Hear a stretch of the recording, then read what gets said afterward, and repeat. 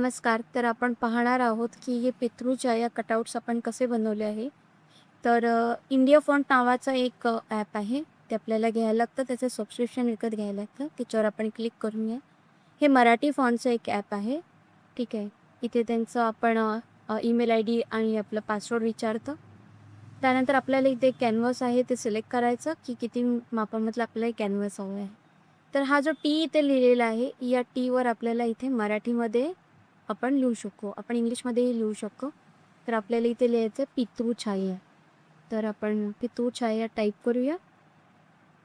तर खाली आपल्याला त्याचे दाखवतात, की पितृछायाचे प्रकार, वेगवेगळे प्रकार दाखवतात, की कुठल्या टाईपमध्ये तुम्हाला हवा. त्यातला पहिलाच हवा इथं आपण convert and add to text. तर आपण असा बनवलेला आहे. ते पितृछायाचा जो उकार आहे, तो डायरेक्टली त्यांनी छच्या इथे लावलेला आहे. त्याचं आपल्याला त्याच्यामध्ये एडिट करायचं आहे. त्याचा तूला जो थ्रू आहे, तो आपल्याला इथे करायचा आहे. इथे कोपऱ्यावर अ, अ असं आहे. तिथे आपण क्लिक करूया या अवर. जेणेकरून त्याचे सगळे शब्द आपल्याला इथे जे आहेत, हे आपल्याला मिळतात ते. आता आपल्याला इथे बघायचं आहे, की तू वाटी उकार कुठे आहे? तर हा इथे उकार मिळाला. आता हा पितृछायामध्ये तो आणि जो उकार आहे, तो एकमेकाला चिकटलेला आहे. त्याच्यामुळे आपण थोडे वेगळे फॉन्ट बघूया. तर तुम्हाला वेगळे फॉन्ट बघायचं असेल, तर इथे हिंदी मराठी फॉन्ट आहे. हे तुम्ही बघू शकता आणि ते वेगवेगळे प्रकारचे हिंदी मराठी फॉन्ट देतात. हे बघा. तर तुम्ही ते फॉन्टचे प्रकार बघू शकता. तुम्हाला जो हवा आहे तो आवडीने घेऊ शकता. आता आपण हा एक सिलेक्ट केलेला आहे. कॉपी पेस्ट करून आपण अजून 2-3 बघू फॉन्ट की कसे दिसत आहेत. जेणेकरून आपण कस्टमरला वेगळे फॉन्ट पाठवू शकतो, की तुम्हाला कुठला फॉन्ट सिलेक्ट करायचा आहे तो करू शकता तुम्ही. तर आपण इथे हे फॉन्ट घेतलेले आहेत. 3 ते 4 आपण फॉन्ट घेऊ. 3 फॉन्ट घेऊ आपण इथे आणि हे कस्टमरला पाठवू.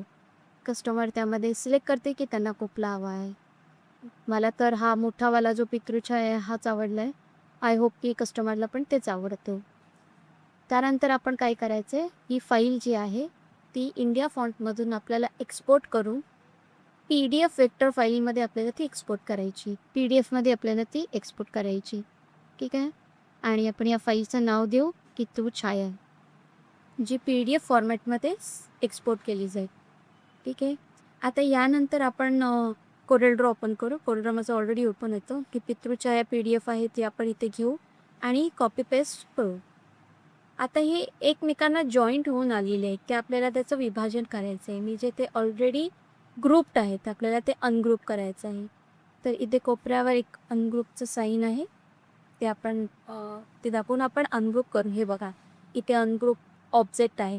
तर हे तिन्ही ऑब्जेक्ट आपल्याला अनग्रुप म्हणजे वेगवेगळे करता येतील. हा बघा पितृछाया हा पहिला वेगळा झाला, हा वेगळा झाला आणि हा वेगळा झाला. ठीक आहे. तर आपल्याला हाच घ्यायचा आहे कारण कस्टमरने हाच सिलेक्ट केलेला आहे पितृछाया. आता आपण बघूया, की पितृछाया असं तर आपल्याला पूर्ण जॉईंट असे वर्डिंग्स दिसत आहेत. पण ते वर्डिंग्स जॉईंट नसतात. आपण ते जे आहे त्याला आउटलाईन देऊया. आउटलाईन कशी द्यायची? राईट क्लिक, लेफ्ट क्लिक करून जो हा कलर पॅलेट आहे त्याच्यामध्ये राईट क्लिक, लेफ्ट क्लिक करून आपण याला आउटलाईन देऊ शकतो. ठीक आहे.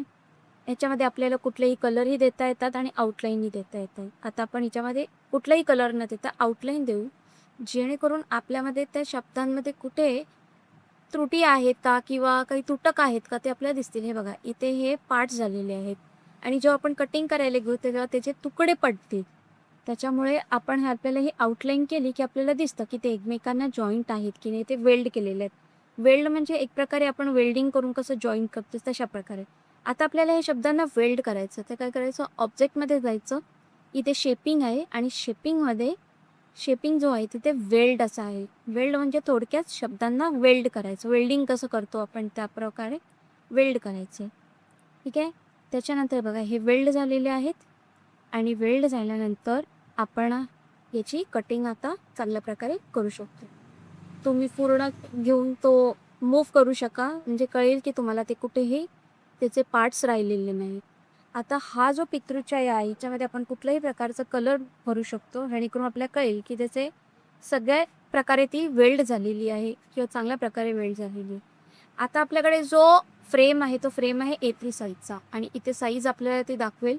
आपण A4 मध्ये काम करतो तर आपल्याला हे बदलून A3 साईज घ्यायची. ही बघा इथे A3 आहे ती घ्यायची. ही बघा ही वर्टिकल A3 झाली. आपल्याला लँडस्केपमध्ये A3 करायचं ते आपण इथे लँडस्केपमध्ये A3 करू. बघा हे लँडस्केपमध्ये झालेलं आहे.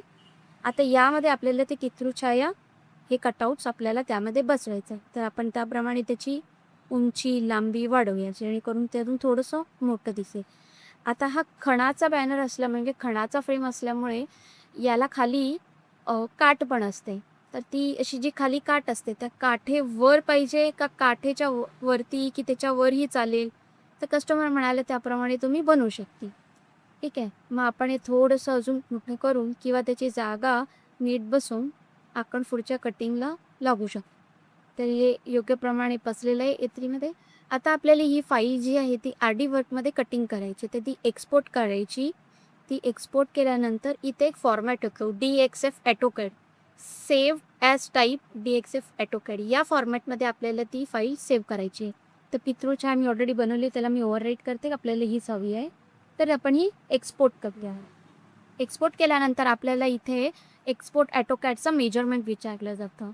तर आपण ते मेजरमेंट आहे त्याप्रमाणे ओके करूया. ठीक आहे. त्याच्यानंतर आपण RD वर्क इथे ऑलरेडी RD वर्क माझं ओपन आहे कारण मी आधीच काम करत होते. एक फाईल आहे तर ती माझी ती डिलीट करू आणि असा हा इंटरफेस दिसतो RD वर्कचा. ठीक आहे. प्रत्येकाकडे वेगळे जुने असे कोणतेही व्हर्जन असू शकतात. त्याच्यामधनं तो इम्पोर्ट करायचा फाईल. आता इम्पोर्ट केल्यानंतर आपल्याला आपली इथे फाईल ही जी CorelDRAWची फाईल आहे ती आपल्याला इथे दिसेल. ही बघा पितृछाया. ही जे मध्ये-मध्ये तुम्हाला तुटक दिसतंय ती थोडीशी क्वालिटी रेकॉर्डिंग करताना खराब झाली त्यामुळे ते तसं दिसतंय. पण याचं कटिंग मात्र एकदम योग्य होणार आहे. तर आपण ते पहिलं सेट करून घेऊया, की आपल्याला ती किती जागा घेणार आहे. व्यवस्थित सेट केल्यानंतर आपण इथे काय करायचं, त्याचं स्पीड आपण सेट करू. स्पीड म्हणजे किती स्पीडमध्ये. आता माझी मशीन छोटी असल्याकारणाने आपण त्याला 10चं स्पीड देऊ आणि पॉवर जो आहे तो 55 आणि मिनिमम 45 मी ऑलरेडी सेट करून ठेवलेला आहे. ओके करू. त्याच्यानंतर इथे गो स्केल केलं, की आपल्याला किती जागा लागणार आहे ते कटिंगला, त्या ॲक्रेलिक कटिंगची किती जागा घेणार आहे हे ते आपल्याला शो करतं. आणि त्याच्यानंतर मग स्टार्ट केलं, की ती कटिंग करायला सुरुवात करतो. चला तर मग आपण पुढे बघूया, की कटिंग ह्याची कशी होती. आता हा आपण आपला ॲक्रेलिक इथे ठेवलेला आहे. आता आपण इथे गो स्केल केलं, की आपल्याला ती जागा दाखवते, की किती कटिंग करणार आहे. ठीक आहे. आणि आपण स्टार्ट केलं, की हे कटिंग सुरू झालेलं आहे.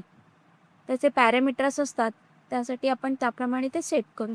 तुम्हाला जर पॅरामीटर्स कसे सेट करायचे आहेत, हे जर शिकायचं असेल तर मला कमेंटमध्ये सांगा. मग आपण त्यावरही एक व्हिडिओ सेट करू. व्हिडिओ बनवू आपण नक्कीच. अशा प्रकारे याची चांगली एकदम मस्त कटिंग होत आहे.